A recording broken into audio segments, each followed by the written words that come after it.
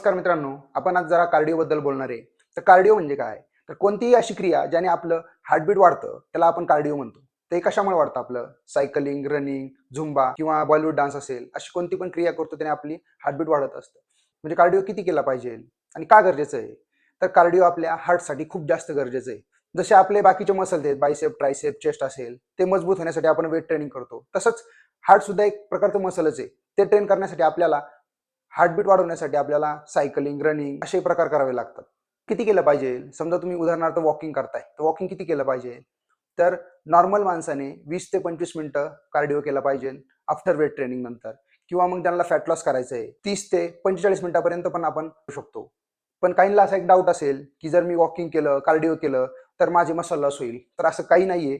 जर तुमचा आहार हाय प्रोटीन असेल, तर तुमचं वेट लॉस होणार आहे फक्त, मसल लॉस होणार नाही. त्यामुळे काळजी करू नका, बिनधास्त कार्डिओ करा. पण ज्यांना मसल गेन करायचं आहे त्यांनी 20 ते 25 मिनिटं कार्डिओ करा. ज्यांना वेट लॉस करायचा आहे ते 30 ते 45 मिनिटं पण कार्डिओ करू शकतात.